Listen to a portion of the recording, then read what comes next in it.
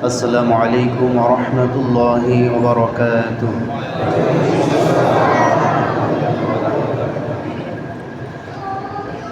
إن الحمد لله الأكرم الذي خلق الإنسان وكرم وعلمه من البيان ما لم يعلم، فسبحان الذي لا يحصى امتنانه باللسان ولا بالقلم. نشهد أن لا إله إلا الله وحده لا شريك له، ونشهد أن سيدنا وحبيبنا ومولانا محمدا عبده ورسوله الذي أرسله بالحق بشيرا ونذيرا وداعيا إلى الله بإذنه وسراجا وقمرا منيرا. فقد قال الله تعالى في كلامه المجيد وفرقانه الحميد: أعوذ بالله من الشيطان الرجيم.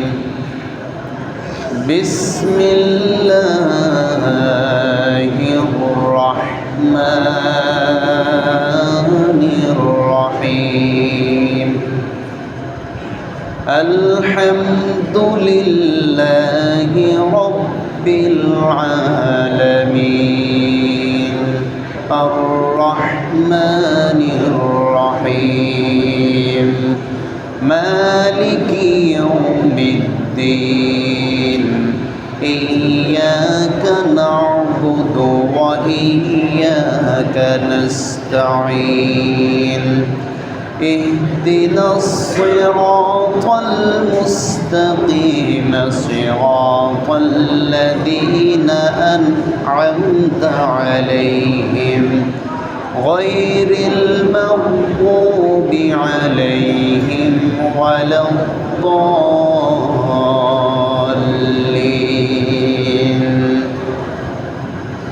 وقال تعالى في شأن حبيبه: إن الله وملائكته يصلون على النبي يا أيها الذين آمنوا صلوا عليه وسلموا تسليما. اللهم صل على محمد وعلى آل محمد كما صليت على إبراهيم وعلى آل إبراهيم إنك حميد مجيد. اللهم بارك على محمد وعلى آل محمد كما باركت على إبراهيم وعلى آل إبراهيم إنك حميد مجيد. صدق الله تعالى وصدق رسوله النبي الأمي الكريم، ونحن على ذلك لمن الشاهدين والشاكرين، والحمد لله رب العالمين. মুআজ্জাজ ও মুহতারাম হযরত উলামায়ে কেরাম, সম্মানিত মুরব্বিয়ানে কেরাম, দিগার মুসল্লিয়ানে ইজাম, উপস্থিত আজকের এই ধারাবাহিক তাফসীরুল কুরআন মাহফিলের সম্মানিত মুহতারাম মুকাররম প্রতিষ্ঠাতা আলেম দ্বীন অত্র মসজিদের সম্মানিত ইমাম সাহেব, হযরত উলামায়ে কেরাম, সামনে উপবিষ্ট সম্মানিত আইম্মে মাসাজিদ, উলামা, খুলাফা, ফুদালা, সম্মানিত মুসল্লিবৃন্দ, আল্লাহ সুবহানাহু ওয়া তাআলার মহান দরবারে হাজারো লাখ কোটি শুকরিয়া জ্ঞাপন করছি যে মহান আল্লাহ সুবহানাহু ওয়া তাআলা আমাদেরকে অত্যন্ত মহব্বত করে এবং ভালোবেসে প্রতি মাসের ন্যায় আজকেও পবিত্র কালামুল্লাহ শরীফ থেকে আলোচনা করার এবং শোনার জন্য আপনাকে আমাকে উপস্থিত হওয়া তৌফিক এনায়েত করেছেন। এই জন্য আমরা সকলে প্রাণ উজাড় করে পড়ছি আলহামদুলিল্লাহ। দরুদ ও সালাম নাজিল হোক সে মহান মানবতার মুক্তির দিশারি, মানবতার মুক্তির দূত, যার মাধ্যমে আমরা কোরআন এবং সুন্নাহর সহি ইলম, সহি বুঝ জানতে, বুঝতে এবং শিখতে পেরেছি। আমরা পড়ছি আল্লাহুম্মা সাল্লি আলাইহি, আল্লাহুম্মা বারিক আলাইহি।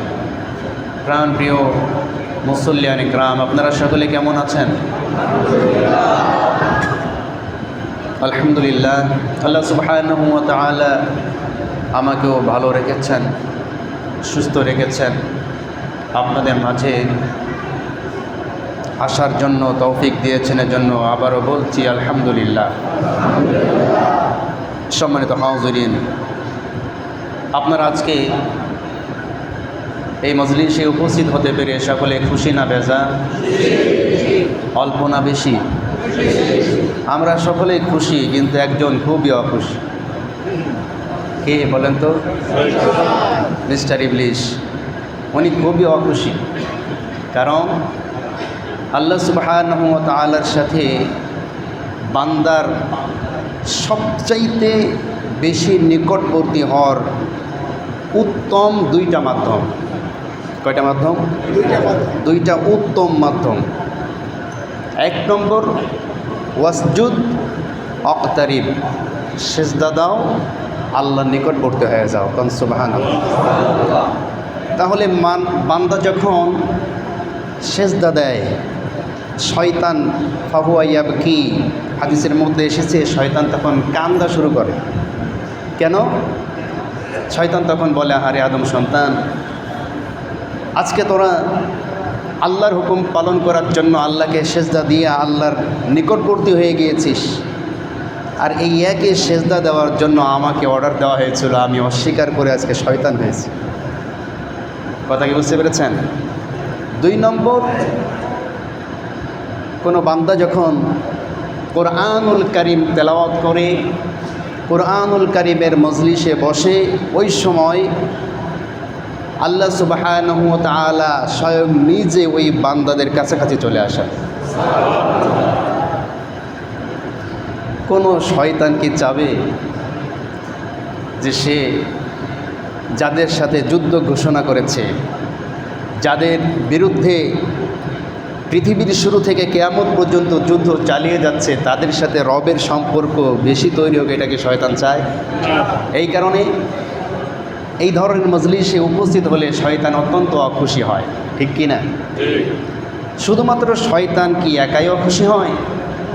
না, শয়তানের সাথে শয়তানের কিছু চামচা আছে, শয়তানের কিছু মুরিদ আছে, যাদের মানসিকতাও শয়তান মার্কা। এরাও এই ধরনের মজলিসের আয়োজন করলে অখুশি হয়। কথা কি বুঝতে পেরেছেন? আর ইমানদার তো এই ধরনের মজলিস শুধু খুঁজে বেড়ায়, কোথায় পাওয়া যাবে এই সমস্ত মজলিস, ঠিক কি না? এই জন্য আমাদের সকলের উচিত ইসলাহি জলসা হোক, তাবলীগের দাওয়াত হোক, মাহফিলের ময়দান হোক, জুমার আলোচনা হোক, যেখানেই কোরআন সুন্নাহর কথা হবে, আমরা পৃথিবীর সমস্ত কার্য, সমস্ত কর্ম ব্যস্ততা রেখে সেইখানে আল্লাহর নিকটবর্তী হওয়ার জন্য উপস্থিত হবে ইনশাআল্লাহ। সম্মানিত ভাইরা আমার, আমরা ধারাবাহিকভাবে আলোচনা পেশ করছি সূরাতুল ফাতিহা থেকে। কোন সূরা? সূরাতুল ফাতিহা। আপনারা ইতিপূর্বে জেনেছেন ফাতিহা শব্দের প্রায় 19টা অর্থ আছে, যার একটি অর্থ হচ্ছে ফাতিহা অর্থ শুরু করা। কুরআনুল কারীম সূরা ফাতিহা দিয়ে শুরু করা হয়েছে, এই কারণে এই সূরাকে সূরাতুল ফাতিহা বলে। ফাতিহা শব্দের অর্থ হচ্ছে খোলা। কোরআন যখন ওপেন করা হয়, খোলা হয়, সর্বপ্রথম কোন সূরা পাওয়া যায়? সূরাতুল ফাতিহা। যাই হোক, এই সূরাকে বলা হয় সূরাতুল মুবতাদা, অর্থাৎ আরম্ভ করা সূরা। আমরা যখন কোরআন আরম্ভ করি সর্বপ্রথম কোন সূরা দিয়ে আরম্ভ করি? সূরাতুল। নামাজ যখন আমরা শুরু করি কোন সূরা দিয়ে শুরু করি? সূরাতুল ফাতিহা। যাই হোক, এই সূরা ফাতিহার অনেক মর্যাদা আমরা ইতিপূর্বে জেনেছি। 1 থেকে 3 নম্বর আয়াত পর্যন্ত আমরা ইতিপূর্বে আলোচনা করেছি। আজকে আমরা 4র্থ আয়াত থেকে আলোচনা করার জন্য চেষ্টা করব ইনশাআল্লাহ। ওমা তৌফিক ইল্লা বিল্লাহ, আলাইহি তাওয়াক্কালতু ওয়া ইলাইহি উনীব। সুবহানাকা লা ইলমা লানা ইল্লা মা আল্লামতানা ইন্নাকা আনতাল আলিমুল হাকীম। সম্মানিত হাজিরিন, সংক্ষিপ্ত আকারে প্রথম 3টি আয়াতের তরজমা শুনে আমরা 4র্থ আয়াতের মধ্যে প্রবেশ করব ইনশাআল্লাহ। আলহামদুলিল্লাহি রাব্বিল আলামিন। যাবতীয় প্রশংসা, যত প্রকার ভালো প্রশংসা আছে, সমস্ত প্রশংসা কেবলমাত্র কার জন্য? আল্লাহর জন্য, যিনি গোটা বিশ্বজাহানের রব। বলে আলহামদুলিল্লাহ। আল্লাহ সুবহানাহু ওয়া তাআলা কি শুধু মুসলমানদের রব? কথা বলছেন না। শুধুমাত্র ইসলামী দল যারা করে তাদের রব, তাই না? গোটা বিশ্বে জাহানের যত প্রাণী আছে, যত জীব আছে, যত জড় বস্তু আছে, সব কিছু রবকে। শুধুমাত্র আমরাই আল্লাহর ইবাদত করি এটা কিন্তু নয়। পৃথিবীতে যত প্রকার জীব আছে, সমস্ত জীব সৃষ্টি জীবের মধ্যে যা কিছু আছে সব কিছুই আল্লাহর ইবাদত করে, আল্লাহ তাসবিহ পাঠ করে। কিন্তু ওয়ালাকিল্লা তাফকাহুনা তাসবিহাহুম, সেই তাসবিহ বোঝার মতো ক্ষমতা আল্লাহ আমাদেরকে দেন নাই। দিয়েছিলেন একজনকে, তিনি কে জানেন? সুলাইমান আলাইহিস সালামকে দিয়েছিলেন এটা বোঝার ক্ষমতা, কিন্তু আমাদেরকে দেন নাই। এবং আমাদের নবী সাল্লাল্লাহু আলাইহি ওয়াসাল্লাম তাকেও এই ক্ষমতা আল্লাহ দান করেছিলেন। বলেন আলহামদুলিল্লাহ। সম্মানিত ভাইরা আমার, তাহলে যাবতীয় প্রশংসা একমাত্র কেবলমাত্র শুধুমাত্র কার জন্য? যিনি পরম করুণাময় এবং অসীম দয়ালু। দুনিয়াবি ভেতরে, দুনিয়ার মধ্যে আল্লাহ পাক হচ্ছে রহিম, তাই রহমান। দুনিয়ার ভিতরে আল্লাহ পাক রহমান, অর্থাৎ সমস্ত মাখলুকাতের জন্য তিনি দয়ালু। আর আখেরাতে তিনি রহিম, অর্থাৎ আখেরাতে কেবলমাত্র ইমানদারদের জন্য তিনি দয়ালু, বেঈমানের জন্য কোনো দয়া নাই। ইমানদারদের জন্য আখেরাতে রহিম, আর বেঈমানদের জন্য আখেরাতে হচ্ছে জব্বার এবং কাহার। কথা কি বুঝতে পেরেছেন? মালিকি ইয়াউমিদ্দিন, যিনি প্রতিফল দিবসের একমাত্র মালিক। প্রতিদান দিবসের একমাত্র মালিক কেবলমাত্র কে? আল্লাহ সুবহানাহু ওয়া তাআলা। যেদিন আমাদের প্রত্যেকের কৃতকর্মকে আল্লাহর দরবারে পেশ করা হবে। কে ভালো কাজ করেছে, কে মন্দ কাজ করেছে, সমস্ত কাজগুলা ভিডিও আকারে আমাদের সামনে তুলে ধরা হবে। অনেকে অস্বীকার করবে, কিন্তু অস্বীকার করে কোনো লাভ হবে না। শেষ পর্যন্ত আল-ইয়াওমা নাখতিমু আলা আফওয়াহিহিম ওয়া তুকাল্লিমুনা আইদিহিম ওয়া তাশহাদু আরজুলিহিম বিমা কানু ইয়াকসিবুন। যখন মানুষ অস্বীকার করবে তার আমলনামা দেখে, আল্লাহ পাক জবানটা বন্ধ করে দেবে। কথা বলবে তার 2 হাত। এই 2 হাত দিয়া কত প্রকার অপকর্ম আমরা করি, কত মানুষকে ঠকাই, কত মানুষের উপর নির্যাতন করি, নিপীড়ন করি, যা কিছু করি না কেন এই 2টা হাত দিয়েই কিন্তু আমরা বেশিরভাগ করে থাকি, ঠিক কি না? আর এই অপকর্মের স্থান পর্যন্ত পৌঁছানোর জন্য সহযোগিতা করে এই 2টা পাও। কথা কি বুঝতে পেরেছেন? এই জন্যই হাত সাক্ষী দেবে, পাও সাক্ষী দেবে। অন্য আয়াতের মধ্যে আসছে আমাদের গায়ে যে চামড়াগুলো আছে না, আমাদের গায়ে যে চামড়া, গায়ের চামড়া আমাদের বিরুদ্ধে সাক্ষী দেবে। আল্লাহ রাব্বুল আলামিন বলছেন ওয়াকালু লিজুলুদিহিম লিমা শাহিদতুম আলাইনা ক্বালু আনতাকানাল্লাহুল্লাযী আনতাকা কুল্লা শাই। তাদের বিরুদ্ধে যখন তাদের নিজেদের গায়ের চামড়াগুলো তাদের বিপক্ষে সাক্ষী দিবে, তখন সে ব্যক্তি আক্ষেপ করে বলবে, ও হে গায়ের চামড়া, তোকে সুন্দর রাখার জন্য তোর গায়ে কত তেল মালিশ করেছি, কত প্রকার মেডিসিন তোকে লাগিয়েছি, কত প্রকার অলিভ অয়েল তোর গায়ে লাগিয়েছি, কত প্রকার মেরিল, কত প্রকার আরও কত কিছু তোকে মাখিয়েছি যাতে তোর ত্বকটা সুন্দর থাকে। এত কষ্ট তোর জন্য করেছি, কেন তুই আজকে আমার বিরুদ্ধে সাক্ষী দিচ্ছিস? আর কেমনি বা তুই কথা বলছিস? তোকে কথা বলার ক্ষমতা কে দিয়েছে? তখন এই ত্বক, এই চামড়া তখন জবাব দেয়া বলবে, আনতাকানাল্লাহুল্লাযী আনতাকা কুল্লা শাই, যে আল্লাহ পাক রব্বুল আলামিন সমস্ত কিছুকে কথা বলার ক্ষমতা দান করেছেন, সেই আল্লাহই তোর বিরুদ্ধে সাক্ষী দেওয়ার জন্য আমাদের জবানটাও খুলে দিয়েছেন। বলেন সুবহানাল্লাহ। আপনি আমি এই দুনিয়ার বুকে নিজেদেরকে অনেক চালাক মনে করছি, চতুর মনে করছি, অনেক সময় গোপনে পাপ করছি, কেউ দেখছে না। পাপ করে চলে আসার পরে নিজের মধ্যে আনন্দ উপভোগ করছি যে এই কাজটা করলাম, কেউ তো দেখলো না, কত চালাক আমি। কিন্তু আপনি তো জানেন না, আপনার সাথেই তো আল্লাহ পাক সিসি ক্যামেরা লাগাইয়া দিয়েছেন, ঠিক কি না? যদি কোথাও সিসি ক্যামেরা থাকে, সিসি ক্যামেরার সামনে মানুষ কি অপরাধ করার দুঃসাহস দেখায়? কোনো অপকর্ম সিসি ক্যামেরার সামনে কেউ কি করে? কোনো চোর চুরি করতে গিয়েছে, যদি দেখে যে সিসি ক্যামেরা লাগানো আছে, ও কি চুরি করতে পারে? পারে না।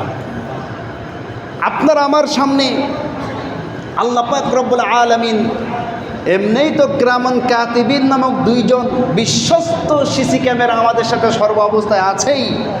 এছাড়া আমাদের সঙ্গী, আমাদের হাত, আমাদের পা, আমাদের চামড়া সবই তো সিসি ক্যামেরা এবং টেক রেকর্ডার। কথা বুঝতে পারেন নেই? তাহলে কেমনে আমরা পাপ করার দুঃসাহস দেখাই, অপরাধ করার মতো দুঃসাহস আমরা কেন দেখাই? এজন্য পাপ করার আগে 100 বার ভাববেন যে আপনি আমি যে পাপটা করছি, যে হাত দিয়ে করছি, এই হাত তো আমার বিরুদ্ধে সাক্ষী দিবে। যে অঙ্গ প্রত্যঙ্গ দিয়ে আমরা পাপটা করছি, এই অঙ্গ প্রত্যঙ্গই তো আমার বিরুদ্ধে সাক্ষী দেবে। আমি কেমনে বাঁচবো? আপনি ঘুষ দিয়ে এখানে মুখ বন্ধ করতে পারবেন না।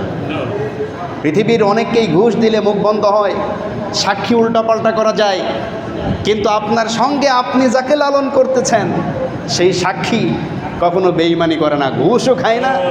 আপনি যতই তাকে ভালোভাবে ভালোবাসেন না কেন, লালন পালন করেন না কেন, এক সময় সে যদি মন্দ কাজ করেন আপনার বিরুদ্ধেই সাক্ষী হয়ে দাঁড়াবে। ঠিক তেমনিভাবে পৃথিবীর বুকে যারা আল্লাহকে ভয় করে চলবে, যারা অপরাধকে ভয় করবে, জাহান্নামকে ভয় করবে, ভালো ভালো কাজ করবে, আল্লাহকে সন্তুষ্টি করার জন্য কাজ করবে, সেই ব্যক্তিদের পক্ষেও অন্য কোনো সাক্ষী লাগবে না। তার নিজের গায়ের চামড়া, নিজের 2 হাত, নিজের 2 পাও সাক্ষী দেবে। আল্লাহ, অনেক কাজ ছিল, দোকানটা অনেক দূরে ছিল, ঘরটা অনেক দূরে ছিল, কাজ অনেক কিছু ছিল, কিন্তু রব্বুল আলামিন আমার উপরে ভর করে হেঁটে হেঁটে তাফসীরের কোরআনের ময়দানে গিয়া তাফসীর শুনেছে। ওগো রব্বুল আলামিন, এই ওসিলায় তুমি তোমার এই বান্দাকে ক্ষমা করে দাও। সুবহানাল্লাহ। এই জন্য আমাদেরকে সর্ব অবস্থায় পাপ থেকে দূরে থাকতে হবে। প্রতিফল দিবস তাহলে আমাদের জন্য কি হবে? সুন্দর হবে, ভালো হবে, আমাদের অবস্থানটা ভালো হবে।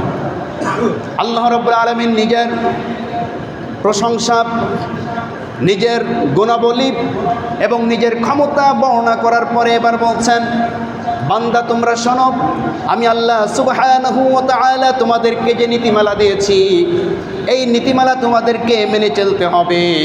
সেই নীতিমালা হচ্ছে, যখন তুমি ইবাদত করবে, কোনো কিছু চাবে, তোমার কোনো কিছু প্রয়োজন হবে, সব কিছুর জন্য কেবলমাত্র শুধুমাত্র আমি আল্লাহ পাক রব্বুল আলামিন ছাড়া অন্য কারো কাছে তুমি চাইতে পারবা না। ঠিক কি না? আল্লাহ রব্বুল আলামিন বলছেন, ইয়্যাকা না'বুদু ওয়া ইয়্যাকা নাস্তাঈন ইহদিনাস সিরাতাল মুস্তাকিম সিরাতাল্লাযীনা আন'আমতা আলাইহিম গায়রিল মাগদুবি আলাইহিম ওয়ালাদ-দাল্লিন। আমার ভাইয়েরা, খুবই লক্ষ্য করুন, আপনার দিল এবং মন, শরীর সব কিছু এদিকে লক্ষ্য করুন। আল্লাহ পাক আমাদেরকে নীতিমালা দিয়েছেন, ইয়্যাকা না'বুদু, কেবলমাত্র শুধুমাত্র ইবাদত করতে হবে কার? আসতে বলবেন না, কার?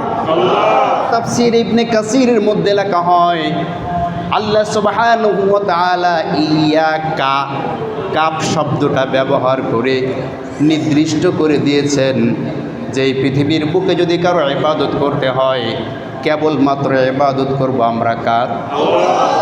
যদি কোনো কিছু প্রয়োজন হয়, যদি কিছু চাইতে হয়, চাইবো কার কাছে? আসতে বলবেন না, কার কাছে চাবো? আপনার সম্পদের প্রয়োজন, অর্থের প্রয়োজন, ব্যবসা ভালো হওয়ার প্রয়োজন, চাকরির প্রয়োজন, চাকরি করেন, ছুটির প্রয়োজন, মানুষের কাছে প্রয়োজন বলার আগে সেই আল্লাহ সুবহানাহু ওয়া তাআলার কাছে আপনাকে আমাকে আগে চাইতে হবে। ওইখান থেকে যদি মঞ্জুর হয়ে যায়, এইখান থেকে এমনিতেই কিভাবে আসবে আপনি টেরও পাবেন না।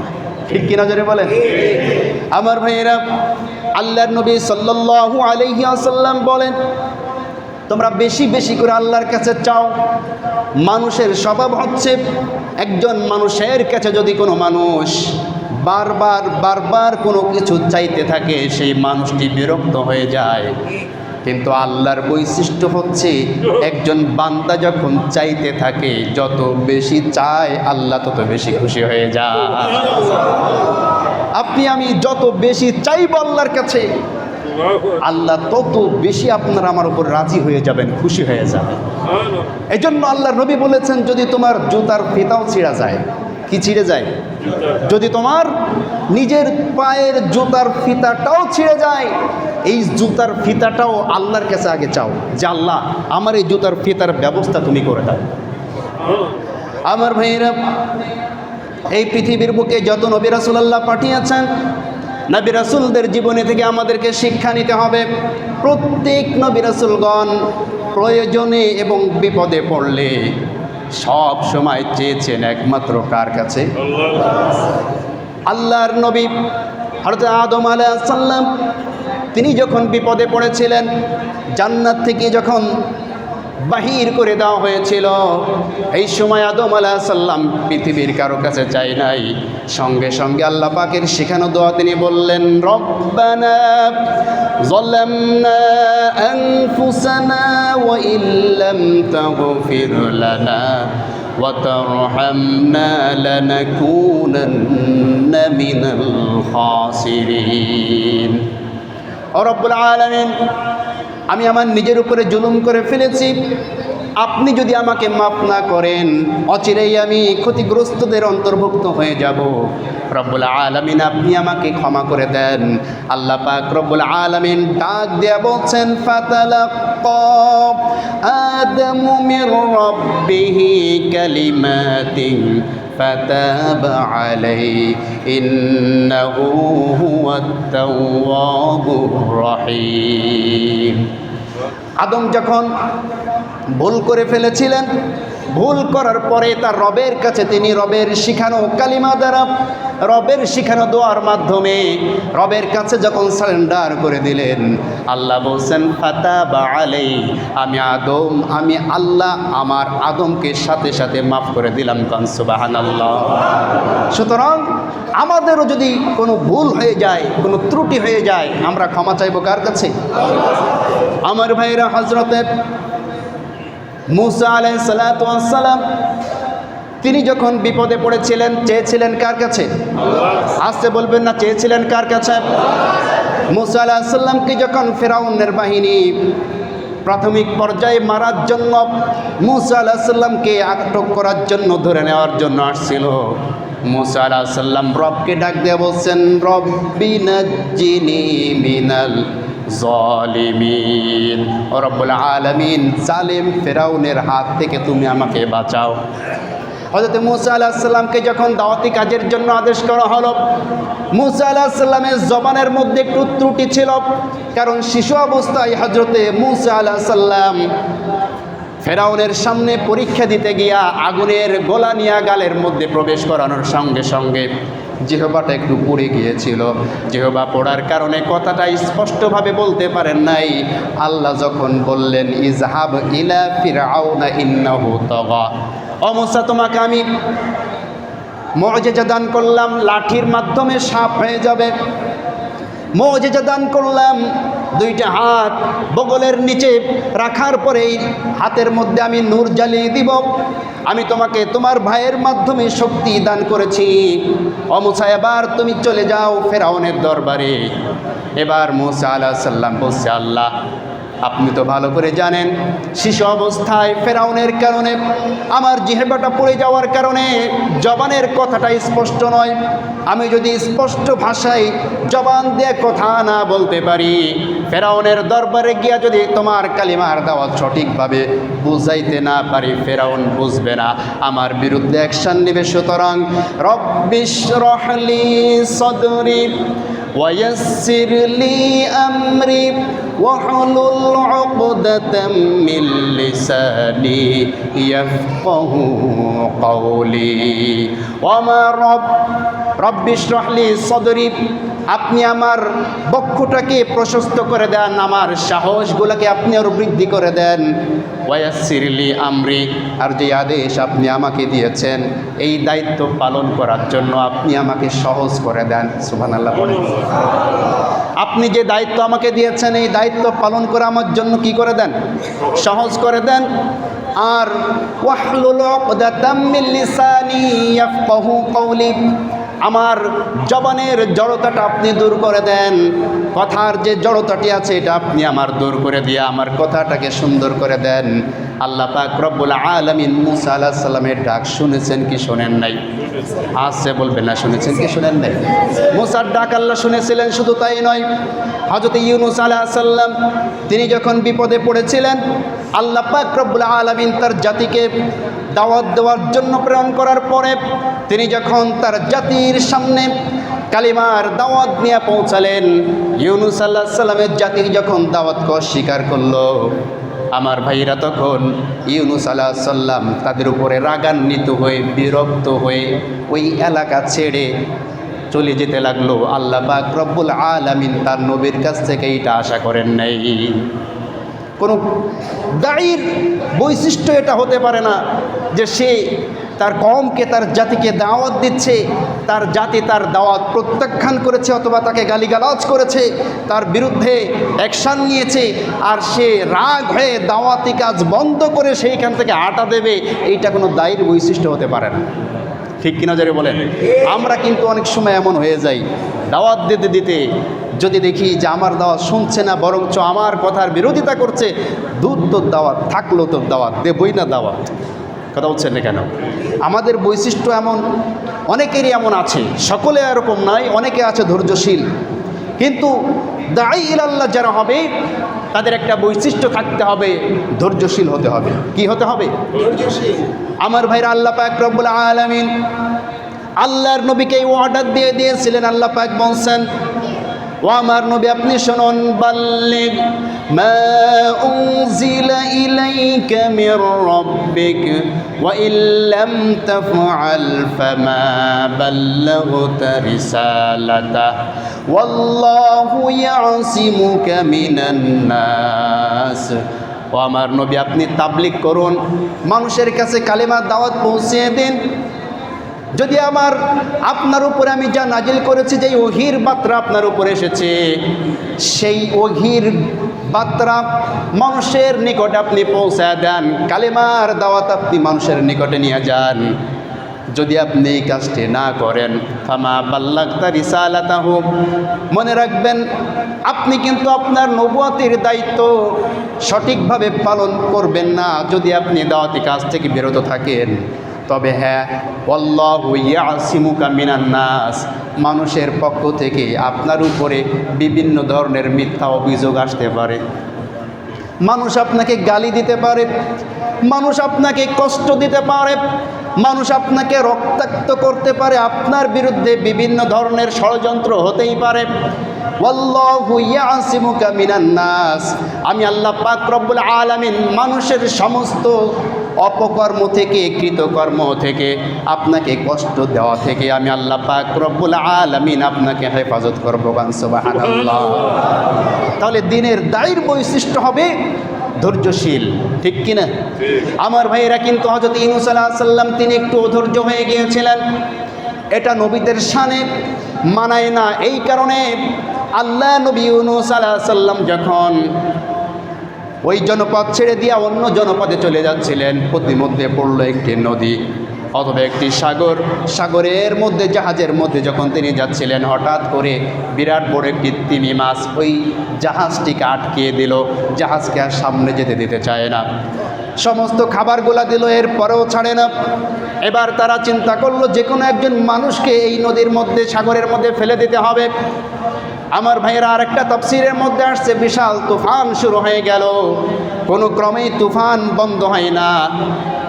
ওই সময়কার নিয়ম ছিল, আল্লাহ যদি কোনো ব্যক্তির উপরে, তারা জানতো যে সৃষ্টিকর্তা যদি কোনো ব্যক্তির উপর নারাজ হয়ে যায়, সেই ব্যক্তির কারণে সমুদ্রের মধ্যে এই ধরনের ঢেউ শুরু হয়, সমুদ্রের মধ্যে ঝড় শুরু হয়ে যায়। সেই ব্যক্তিকে সমুদ্রের মধ্যে না ফেলা পর্যন্ত এই ঝড় কখনো থামে না। আমার ভাইয়েরা, দুইটা তাফসীর দুইভাবে এসেছে। এবার সেখানে বলা হয়েছে তারা কাকে নদীর মধ্যে বা সাগরের মধ্যে নিক্ষেপ করবে। লটারি করা হলো, সকলকে গোল করে বসানোর পরে লটারি করে 3 বার লটারি করেছে, 3 বারই হযরত ইউনূস আলাইহিস সালামের নামটা উঠলো। কিন্তু ইউনূস আলাইহিস সালামকে তারা সবাই জানে যে তিনি একজন ভালো মানুষ, ঠিক কি না? আমার ভাইয়েরা, অপরাধী যারা, এরা কিন্তু সমাজের ভালো মানুষ কারা খুব ভালো করেই চিনে। শুধুমাত্র নিজেদের পজিশন টিকে রাখার জন্য ইচ্ছা করেই বিরোধিতা করে, জেনে শুনে ভালো মানুষের বিরোধিতা করে। কিন্তু গোপনে গিয়া জিজ্ঞাসা করবেন, বলবে না ইমাম সাহেব কিন্তু খুব ভালো মানুষ। কথা বলছেন না কেন? গোপনে গিয়া জিজ্ঞাসা করবেন, না অমুক ব্যবসায়ী ও কিন্তু খুব সৎ মানুষ। বিরোধিতা করো কেন মিয়া, এমন একটু করতে হয়। কথা বলছেন না কেন? আমার ভাইয়েরা, ইউনূস আলাইহিস সালামের নাম বারবার যখন উঠলো, তিনি তখন বুঝতে পারলেন, আহারে আমি তো আমার কওমের উপরে রাগান্বিত হয়ে কওম ছেড়ে চলে এসেছি, আল্লাহ আমার উপর নারাজ হয়ে গিয়েছে। তিনি নিজের ইচ্ছায় ওই সাগরের মধ্যে ঝাঁপ দিলেন। একটি তিমি মাছ এসে হযরত ইউনূস আলাইহিস সালামকে গিলে ফেলল। গিলে যখন ফেলেছিল, মাছ তখন সমুদ্রের একেবারে তলদেশে নিয়ে চলে গেল ইউনূস আলাইহিস সালামকে। হযরত ইউনূস আলাইহিস সালাম 3টা অন্ধকারের মধ্যে নিমজ্জিত হলেন। কয়টা অন্ধকার? 3টা অন্ধকার। 1 নম্বর হচ্ছে রাতের অন্ধকার, 2 নম্বর হচ্ছে পানির নিচের অন্ধকার, 3 নম্বর হচ্ছে মাছের পেটের অন্ধকার। এই 3টা অন্ধকারের মধ্যে তিনি নিমজ্জিত হইয়া সমুদ্রের তলদেশে বসে তিনি আর কাউকে ডাক দেন নাই। ডাক দিয়েছেন কাকে? আসতে বলবেন না, ডাক দিয়েছেন কাকে?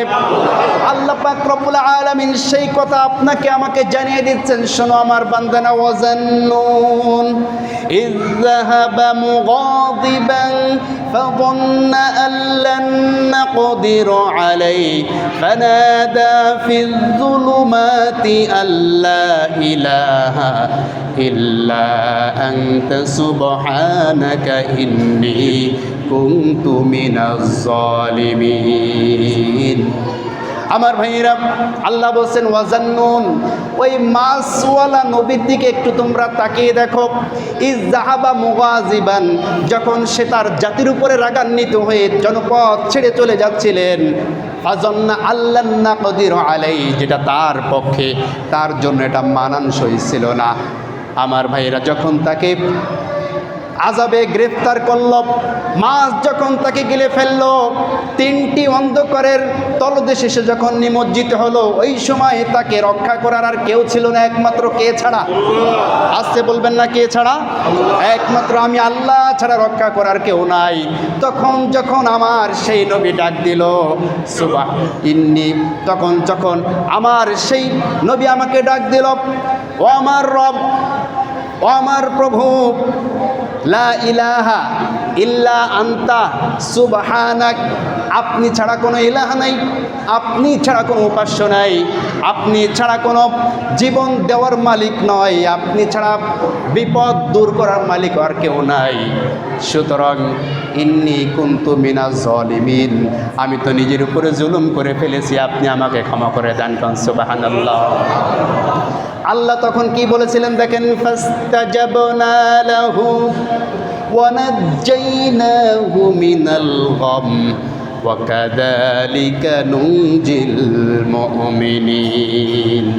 ফাস্তাজাবনা লাহু ওয়া নাজ্জাইনাহু মিনাল গাম, যখন আমার নবী ইউনুস আমাকে ডাক দিল, আমি আমার ইউনুসের ডাকে সাড়া দিয়া তাকে ক্ষমা করে দিলাম, এবং ওয়ানাজ্জাইনাহু মিনাল গাম্মি ওয়া কাযালিকা নুনজিল মুমিনিন। ঈমানদার যারা আছো তোমরা শুনে রাখো, তোমরাও যখন কোনো বিপদে পড়বে, বিপদে পড়ার সঙ্গে সঙ্গে যখনই আমি আল্লাহকে ডাক দিবা, ওয়া কাযালিকা নুনজিল মুমিনিন, ঈমানদারদের ডাকে সাড়া দেওয়া আমি আল্লাহর জন্য ওয়াজিব হয়ে যায়। যখনই কোনো মানুষ বিপদে পড়বে সঙ্গে সঙ্গে পড়বো লা ইলাহা ইল্লা আনতা সুবহানাকা ইন্নী কুনতু মিনাজ জালিমিন। আল্লাহ বলছেন, কোনো বান্দা যখন কোনো বিপদে পড়বে, বিপদে পড়ে যখন এই দোয়া পড়বে, আমি আল্লাহ পাক কিয়ামত পর্যন্ত আমার ঈমানদারদেরকে এইভাবেই মাফ করতে থাকবো। সুবহানাল্লাহ। আমার ভাইয়েরা, এভাবে বলতে গেলে সারা রাত চলে যাবে। প্রত্যেক নবী এইভাবে আল্লাহর কাছে চেয়েছেন। আপনারা হজরতে শামিউল আলাইহিসসালামের কথা জানেন। শামিউল আলাইহিসসালামের নেতৃত্বে বাদশাহ তালুত যখন জালুতের বিরুদ্ধে যুদ্ধ করতে গেল 313 জন সাহাবী নিয়া, সেই যোদ্ধাদের মধ্যে একজন ছিল, তার নাম দাউদ। তিনি তখন অনুভূতি পান নাই। আমার ভাইরা, তখন তারা 313 জন একত্রিত হয়ে আল্লাহ পাক রব্বুল আলামিনের দরবারে 2 হাত তুলে দোয়া করলেন, রব্বানা আফরিগ আলাইনা সাবরান ওয়া সাব্বিত আকদামানা ওয়ানসুরনা আলাল কওমিল কাফিরিন। ও আমাদের রব, আফরিগ আলাইনা সবরাও, আমরা যাতে উত্তম ধৈর্য ধারণ করে বাদশাহ জালুতের বিরুদ্ধে যুদ্ধে বিজয় লাভ করতে পারি। ওয়াসাব্বিত আকদামানা, আমাদের পা দুইটাকে দৃঢ় করে দেন, অর্থাৎ আমাদের শক্তি আপনি বাড়ায়া দেন। সুবহানাল্লাহ পড়েন।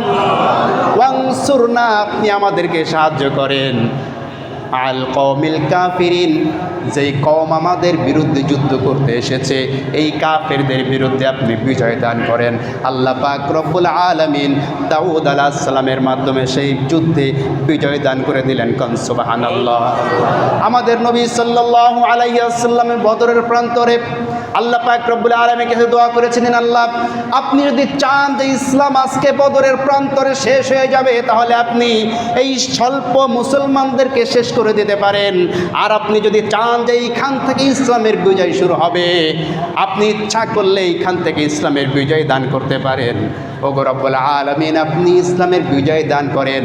আল্লাহ পাক রব্বুল আলামিন আল্লাহর নবীর দোয়া শ্রবণ করার সঙ্গে সঙ্গে আসমান থেকে বৃষ্টি নাজিল করার মাধ্যমে নবীজিকে জানায়া দিলেন, ও নবী, আমার সাহায্য তোমাদের জন্য শুরু হয়ে গিয়েছে। সুবহানাল্লাহ। আল্লাহ পাক বলছেন, ওয়ালাকাদ নাসারাকুমুল্লাহু বিবদরিন ওয়া আনতুম আযিল্লা ফাত্তাকুল্লাহা লাআল্লাকুম তুরহামুন। আল্লাহ পাক বলছেন, ওয়ালাকাদ নাসারাকুমুল্লাহু বিবদরিন, বদরের ময়দানেও আমি আল্লাহ পাক রব্বুল আলামিন সেই ঈমানদারদেরকে সহযোগিতা করেছিলাম। যখন ঈমানদাররা ছিল অস্ত্র শস্ত্রে কম, শক্তিতে কম, কাফেররা ছিল শক্তিতে বেশি, আমি আল্লাহ পাক রব্বুল আলামিন তাদেরকে ফেরেশতাদের মাধ্যমে সহযোগিতা করেছি। সুতরাং যুগ যুগ ধরে ইমানদার যখন বিপদে পড়বে কোনো মানুষের কাছে চাইবে না, চাইবে একমাত্র কেবলমাত্র কার কাছে? আসতে বলবে না, কার কাছে চাইতে হবে? আমরা তো অনেক সময় বিপদে পড়লে মানুষের কাছে চাই, চাই কি চাই না? আমার ভাইয়েরা, আমাদের এই জাতি অর্থাৎ উম্মতে মুহাম্মাদের মধ্যে ভারত উপমহাদেশের একজন বাদশা ছিল, একজন সম্রাট ছিল, নাম হচ্ছে সম্রাট শাহজাহান। নাম শুনেছেন? সম্রাট শাহজাহান। কোথাকার সম্রাট ছিলেন? দিল্লির সম্রাট, সম্রাট শাহজাহান। বিশ্বজোড়া তার নাম। কবি বলেছেন, শাহানে জাহাঁ সে जिन्हें फख्र से देते हैं बाज वो आज कब्र में से सूरह अलहम्दु की मोहताज। বাদশা শাহজাহান, যাকে কর দিতে পারলে মানুষ নিজেদেরকে ধন্য মনে করত, সেই শাহজাহান বিশ্বজোড়া তার খ্যাতি ছিল, নাম ছিল। আজকে সে কবরের মধ্যে শুয়ে আছে, সূরা আলহামদুর মুহতাজ হয়ে আছে, যে আমার কবরের পাশে যদি কোনো ব্যক্তি আসতো আর এসে আমাকে একটু সূরা ফাতিহা পড়ে সর্বেসানি করতো, আমার জন্য দোয়া করতো, তাহলে এটা আমার জন্য খুব উপকার হতো। ঠিক কিনা জোরে বলেন? এই বাদশা শাহজাহানের সময় একজন ভিক্ষুক ছিল, মানুষের দরবারে দাঁড়া দাঁড়া ভিক্ষা করত। একজন ব্যক্তিটাকে ডেকে এনে বলল, ও ভিক্ষুক, বহুদিন যাবত তো তোমাকে দেখছি যে তুমি খয়রাত করো, মানুষের দরবারে হাত পাতো। আর একটা জিনিস মনে রাখবেন, যারা মানুষের কাছে চেয়ে খায়, ভিক্ষা করা যাদের অভ্যাস, এরা জীবনে কোনো দিন এই অভ্যাস বন্ধ করতে পারে না। এবং আল্লাহর কাছে সবচাইতে নিকৃষ্ট দুইটা হালাল, তার মধ্যে একটা হচ্ছে বউ তালাক দেওয়া, আর একটা হচ্ছে মানুষের দ্বারা দ্বারা ভিক্ষা করা। কথা কি বুঝতে পেরেছেন? ভিক্ষা করা, মানুষের কাছে ভিক্ষা করা, চাওয়া, এটা সবচাইতে নিকৃষ্টতম হালাল, আল্লাহ পছন্দ করেন। আর স্ত্রীকে তালাক দেওয়া। কথা কি বুঝতে পেরেছেন? আমার ভাইরা, এই শাহজাহানের সময় একজন এইভাবে ভিক্ষা করত। লোকজন তাকে বলল, তুমি তো বহুদিন যাবৎ খয়রাত করো, তুমি কি বাদশাকে চোখে দেখো না? বাদশার কাছে গিয়া চাও, বাদশা এমন দেওয়া দেবে, একদিনে তুমি বড় লোক হয়ে যাবা, আর ভিক্ষা করা লাগবে না। কার কাছে চাও এইটাও তো দেখা লাগবে, ঠিক কিনা? কার সাথে আপনি গড়েন এটা তো আগে দেখা লাগবে। সুতরাং বাচ্চার কাছে গিয়া চাও, দেখবা বাচ্চা তোমাকে এত দিবে, একদিন আর তোমার ভিক্ষা করা লাগবে না। বলছে, বাচ্চা তো বিরাট ব্যাপার, তাকে পাবো কই? বলছে, অমুক সময় গিয়া দেখবা বাদশা মসজিদের মধ্যে আছে। সুবহানাল্লাহ পড়েন। আমাদের মুসলমানদের সম্রাটরা মসজিদের মধ্যে পড়ে থাকতো, আর বর্তমান সময়ের সম্রাটরা কোথায় পড়ে থাকে আল্লাহ ভালো জানে। আমার ভাইয়েরা, ভিক্ষুক তখন চলে গেল বাদশার কাছে, গিয়ে দেখলো বাদশা মসজিদের মধ্যে আছে, চারিপাশে অনেক সিপাহী, অনেক পাহারাদার নিযুক্ত করা আছে। তিনি এবার খাদেমের কাছ থেকে অনুমতি নিয়ে বললেন যে, আমি অনেক কষ্ট করে বাদশার দরবারে এসেছি, আমাকে একটু বাদশার সাথে কথা বলতে দাও। তখন তাকে অনুমতি দেওয়া হলো। তিনি দেখলেন বাদশা মসজিদের মধ্যে সেজদায় পড়ে কতক্ষণ অনেক জোরে কান্নাকাটি করলো। সেজদা থেকে উঠে দুই হাত উপরে উঠিয়ে দিয়া এবার দিল্লির সম্রাট বাদশা শাহজাহান, সেই সম্রাট আবার কোন সম্রাটের কাছে কি জানো চায়। এই অবস্থা যখন দেখলো, দেখার পরে বাদশা যখন মসজিদ থেকে বাহির হয়ে আসলো, লোকটি বাদশাকে সালাম দিয়ে এবার চলে যায়। বাদশা তখন তাকে ডাক দিল, মেয়ে এদিকে আসো, তোমার গায়ের কাপড় চোপড় এবং তোমার ঘাড়ের টোপলা দেখে তো মনে হয় তুমি ভিক্ষুক। এমনি তো ভালো ভালো মানুষ আমার কাছে অনেক কিছু চায়, কিন্তু তুমি একজন ভিক্ষুক হয়ে আমার কাছে কিছু চাইলা না, সালাম দিয়ে চলে যাও, ব্যাপারটা কি? ভিক্ষুক তখন বাদশাকে ডাক দেয়া বলছে, জাহাপানা, আমি তো আপনার কাছে চাইতেই এসেছিলাম। চাইতে এসে আমি লক্ষ্য করে দেখলাম দিল্লির সম্রাট, সে আবার কোন সম্রাটের কাছে দুইটা হাত উঁচু করে দিয়া চোখের পানি ছেড়ে দিয়া আবার কান্নাকাটি করে। আমরা তো শুধু এমনিতেই চাই, কান্নাকাটি করি না। আর আপনি তো কান্নাকাটি করছেন, ফুপিয়ে ফুপিয়ে কাঁদছেন, আমি দেখেছি। আমার চক্ষু খুলে গিয়েছে, আমি আর কোনো মানুষের কাছে কোনো কিছু চাবো না। সম্রাট যেই সম্রাটের কাছে চাই, এখন থেকে প্রয়োজন হলে সেই সম্রাটের কাছেই আমি চাবো। এই জন্য আমাদের কোনো কিছু দেওয়ার মালিক পৃথিবীর কেউ নয়, কোনো চাকরি দেওয়ার মালিক কেউ নয়, কোনো সন্তান দেওয়ার মালিক কেউ নয়। ঠিক কিনা জোরে বলেন? কোনো কুমিরে আপনাকে আমাকে কিছু দিতে পারবে না, পারবে নাকি? কোনো কচ্ছপে আপনাকে আমাকে কোনো কিছু দিতে পারবে না, কোনো গজাল মাছ আপনাকে আমাকে কোনো কিছু দিতে পারবে না, কোনো গাছ আপনাকে আমাকে কোনো কিছু দিতে পারবে না, কোনো পাথর আপনাকে আমাকে কোনো কিছু দিতে পারবে না। কোনো কিছুই দেওয়ার মালিক কেউ নয়, দেওয়ার মালিক কেবলমাত্র শুধুমাত্র কে? এই জন্য সব কিছু চাইতে হবে কার কাছে? আল্লাহর কাছে চাইতে হবে। আল্লাহর কাছে চাইলে পাওয়া যায় কি যায় না? আসতে বলবেন না, পাওয়া যায় কি যায় না? আমার ভাইরা, আমরা তো সন্তান না হইলে হতাশ হয়ে যাই, কিন্তু হযরত জাকারিয়া আলাইহিস সালাতু ওয়াস সালাম তিনি যখন তার ভাগ্নি মারিয়ামের সাথে দেখা করতে গেলেন, আল্লাহ পাক বলছেন, ওয়ালাম্মা দাখালা আলাইহা জাকারিয়াল মিহরাব ওয়াজাদা ইনদাহা রিজকান ক্বালা ইয়া মারইয়ামু আন্না লাকি হাযা ক্বালাত হুয়া মিন ইনদিল্লাহ। আল্লাহ পাক রব্বুল আলামিন বলছেন, ফালাম্মা দাখালা আলাইহা জাকারিয়াল মিহরাব, জাকারিয়া যখন মারিয়ামের মেহরাবের মধ্যে, ঘরের মধ্যে মারিয়ামের খোঁজ খবর নিতে গেলেন, গিয়ে দেখলেন ওয়াজাদা আলাইহা রিজকা, মারিয়াম এমন সময় আঙ্গুর খায় যেই সময় আঙ্গুর হওয়ার কোনো কথাই নাই। সুবহানাল্লাহ পড়েন। এমন সময় আঙ্গুর খাচ্ছে যেই সময় আঙ্গুরের সিজন নয়। এখন যদি কেউ টসটসা লিচু এইখানে খায়, আমরা একটু আশ্চর্য হব কি হব না? কেন আশ্চর্য হব? করেন এখন কিন্তু লিচু পাওয়া যায় না, সিজন নয়। ঠিক তেমনিভাবে তিনি যখন দেখলেন যে অমৌসুমি ফল আল্লাহ পাক মারিয়ামকে খাওয়াচ্ছেন, তখন বলছেন, আল্লাহ কি হাজা, ও মারিয়াম তুমি এই যে অমৌসুমি ফল এখন কোত্থেকে পেলে?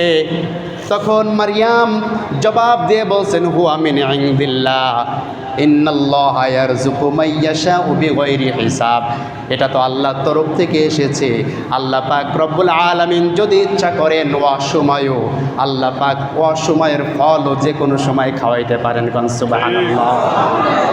এই দৃশ্য দেখার সঙ্গে সঙ্গে হযরত জাকারিয়া আলাইহিস সালামের অন্তরের মধ্যে বাসনা শুরু হয়ে গেল, হারে আল্লাহ যদি অমৌসুমে ফল খাওয়াইতে পারে, তাহলে আমি যতই বৃদ্ধ হয়ে যাই, আল্লাহ তো ইচ্ছা করলে আমাকেও সন্তান দিতে পারে। কথা বলছেন না কেন? আল্লাহ পাক বলছেন, এই দৃশ্য দেখে সে উদ্বুদ্ধ হয়ে আল্লাহর দরবারে দুইটা হাত তুলে দেয়া বলছেন, হুনালিকা দাআ জাকারিয়া রাব্বাহু ক্বালা রাব্বি হাবলি মিন লাদুনকা যুররিয়াতান তাইয়্যিবা। আল্লাহ পাক রব্বুল আলামিন বলছেন, হুনালিকা দাআ জাকারিয়া রাব্বাহ। জাকারিয়া সঙ্গে সঙ্গে তার রবকে ডাক দিল। কাকে ডাক দিল? তার রবকে ডাক দিল। ক্বালা রব্বি, এবং বললেন, হাবলি মিন লাদুনকা যুররিয়াতান তাইয়্যিবা, ও আমার রব, আপনি আমাকে একজন সন্তান দান করেন, একটা উত্তম সন্তান আমাকে দান করেন। যদিও আমি বৃদ্ধ হয়ে গিয়েছি, আমার স্ত্রী যদিও বন্দা। সুবহানাল্লাহ পড়েন। আল্লাহ পাক রব্বুল আলামিন সূরাতুল মারিয়ামের মধ্যে সুন্দর করে বিরাট ঘটনা বলে দিয়েছেন, আমি ঘটনার মধ্যে যাব না। আল্লাহ পাক রব্বুল আলামিন বলছেন, তোমরা ওই জাকারিয়ার কথা একটু চিন্তা করো। যখন সে তার রবকে ডাক দেয়া বলেছিলেন, আমার রব আপনি আমাকে একটা সন্তান দেন, আমি জাকারিয়াকে সন্তান দেওয়ার জন্য নিজেই তাকে সুসংবাদ দান করলাম যে তুমি সুসংবাদ প্রদান করো, আমি তোমাকে এমন একটা সন্তান দান করব যার নাম তুমি রাখবা হচ্ছে ইয়াহইয়া। সুবহানাল্লাহ করে এমন সন্তান দান করলেন যেই সন্তানের নাম সহকারে আল্লাহ বলে দিলেন যে তোমার একটা পুত্র সন্তান হবে, তার নাম তুমি রাখবা ইয়াহইয়া। বৃদ্ধ বয়সেও আল্লাহ সন্তান দিতে পারেন। জাকারিয়া আলাইহিস সালামকে সন্তান দিয়েছিলেন ৭৫ বছর বয়সে, ইব্রাহিম আলাইহিস সালামকে সন্তান দিয়েছিলেন ৯১ বছর বয়সে। আল্লাহু আকবার বলবেন না? তাহলে আমাদের যা কিছু চাওয়ার দরকার আমরা চাবো কার কাছে? আসতে বলবেন না, কার কাছে চাবো? এখন থেকে আর কোনো মাজারে গিয়া, কোনো দরবারে গিয়া, কোনো কুমিরের কাছে গিয়া, কোনো কচ্ছপের কাছে গিয়া কোনো পাথরের কাছে, কোনো মূর্তির কাছে, কোনো বিরাট গাছের কাছে, কোনো পাহাড়ের কাছে, কারো কাছে গিয়ে চাওয়া যাবে? কেউ কিছু দিতে পারে? দেওয়ার মালিক একমাত্র কে? আসতে বলবেন না কে? এই জন্যই আল্লাহ বলছেন ইয়াকা না'বুদু ওয়া ইয়াকা নাস্তাঈন। কেবলমাত্র, শুধুমাত্র, একমাত্র ইবাদত করতে হবে কার? এইখানে আল্লাহ শিরিকের দরজা বন্ধ করে দেয়া বলছেন ইবাদত, চাওয়া, সব কিছু একমাত্র কেবলমাত্র আল্লাহর জন্য। সুবহানাল্লাহ বলেন। এরপরে বলছেন বান্দা তুমি আমার কাছে সিরাতাল মুস্তাকিম চাও। সুবহানাল্লাহ পড়েন। আল্লাহ বলছেন ইহদিনাস সিরাতাল মুস্তাকিম সিরাতাল্লাযীনা আন'আমতা আলাইহিম গায়রিল মাগদুবি আলাইহিম ওয়ালাদ-দাল্লিন। জোরে বলুন আমিন। আল্লাহ পাক বলছেন ইহদিনাস সিরাতাল মুস্তাকিম, বান্দা তুমি আমার কাছে দোয়া করো আল্লাহ আপনি আমাদেরকে সরল সঠিক রাস্তা দান করুন। সুবহানাল্লাহ পড়েন। সরল সঠিক রাস্তা মানে কি জানেন? সংক্ষিপ্ত আকারে জান্নাতে যাওয়ার রাস্তা। সুবহানাল্লাহ পড়েন। জান্নাতে যাওয়ার সোজা রাস্তাই হচ্ছে সিরাতাল মুস্তাকিম। আল্লাহ নবী সাল্লাল্লাহু আলাইহি ওয়াসাল্লাম সাহাবায়ে কেরামদেরকে নিয়ে উপস্থিত হয়ে বসে আছেন, সাহাবায়ে কেরামের সামনে আলোচনা পেশ করছেন। এবার আল্লাহ নবী সাল্লাল্লাহু আলাইহি ওয়াসাল্লাম খাত্তালানা, তিনি একটা লম্বা দাগ দিলেন। এরপরে সুম্মা খুতুতান আন ইয়ামিলি ওয়া আন শিমালিহি, লম্বা একটা দাগ দেওয়ার পরে ডাইনে এবং বামে আরও অনেকগুলা দাগ দিলেন। দেওয়ার পরে এবার যে সোজা যে দাগটা আছে এই দাগের উপরে নিজের আঙ্গুলটা রাখলেন, রেখে বলছেন হাজা সাবিলুল্লাহ, এইটা হচ্ছে সোজা রাস্তা। আর ডাইনে যেই রাস্তা দেখছো, বামে যেই রাস্তাগুলি দেখছো, অগণিত ডানে বামে যেই রাস্তাগুলি আছে, প্রত্যেক রাস্তার মাথায় একজন করে শয়তান দাঁড়ায় আছে। নাউজুবিল্লাহ পড়েন। প্রত্যেক শয়তান বলছে আমার দিকে আসো, আমারটাই সঠিক রাস্তা। এই শয়তান বলছে আমার দিকে আসো, আমারটাই সঠিক রাস্তা। ওই শয়তান বলছে আমার দিকে আসো, আমারটাই সঠিক রাস্তা। কিন্তু আল্লাহ বলছেন হাজা সাবিলুল্লাহ, সঠিক রাস্তা এদিক সেদিক নয়, একমাত্র সোজা রাস্তা। আল্লাহ পাক রব্বুল আলামিন সোজা রাস্তার বর্ণনা করে দেয়া বলছেন ওয়া আন্না হাযা সিরাতি মুস্তাকিমান ফাত্তাবিউ ওয়া লা তাত্তাবিউস সুবুলা ফাতাফাররাকা বিকুম আন সাবিলি যালিকুম ওয়াসাকুম বিহি লাআল্লাকুম তাযাক্কারুন। আল্লাহ পাক রব্বুল আলামিন বলছেন ওয়া আন্না হাযা সিরাতি মুস্তাকিমা, তোমরা তো সরল এবং সঠিক সিরাতাল মুস্তাকিম কামনা করো, আমি আল্লাহ তোমাদেরকে জানায়া দিলাম।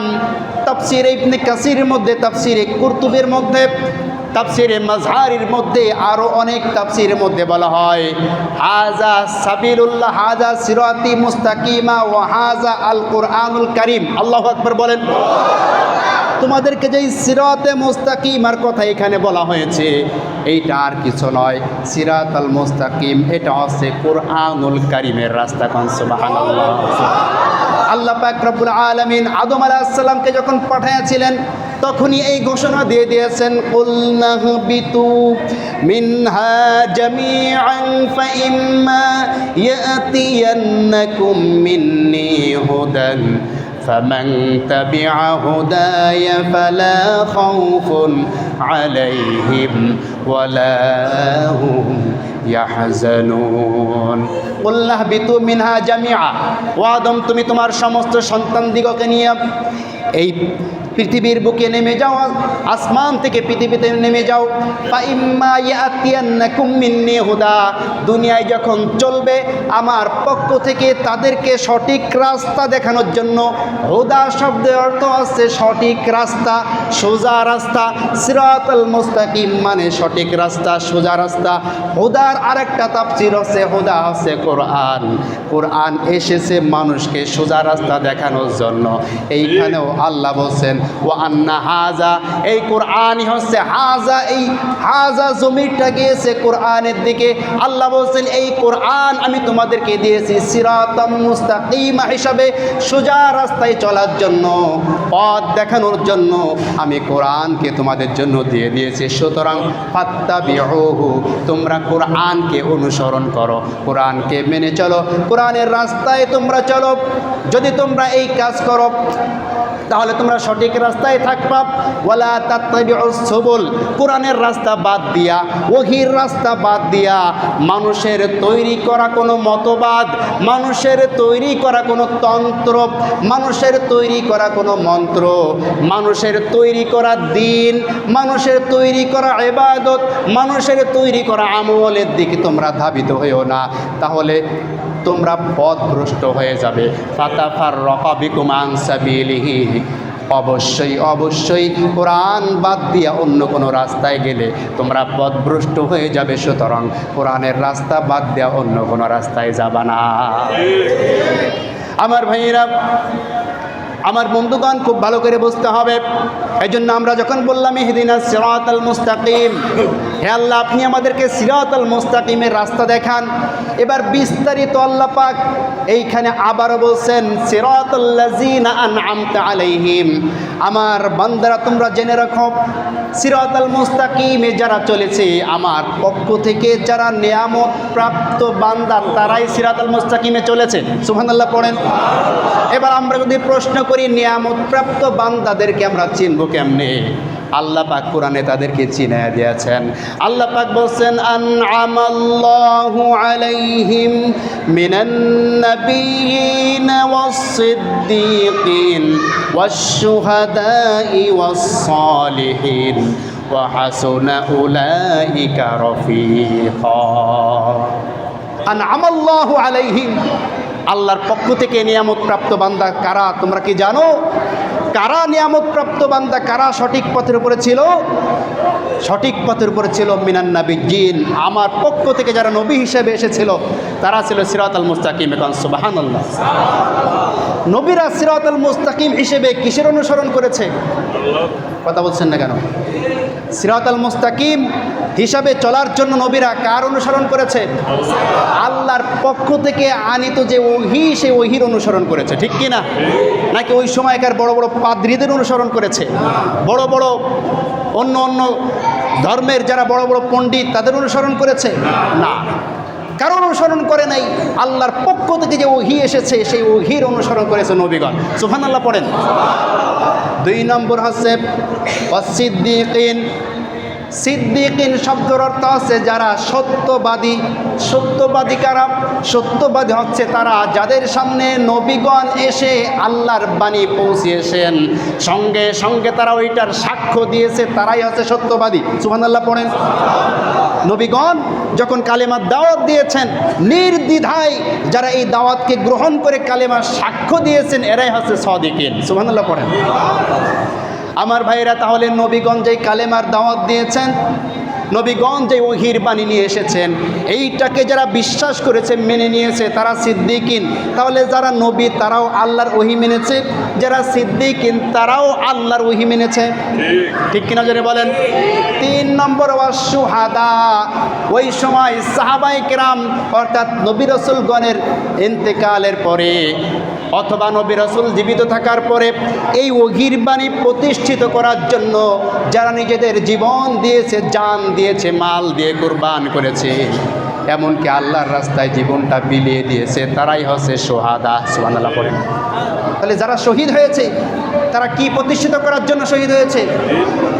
আল্লাহর পক্ষ থেকে আনিত বিধান এই জমিনে প্রতিষ্ঠিত করার জন্য শহীদ হয়েছে, ঠিক কিনা জোরে বলেন?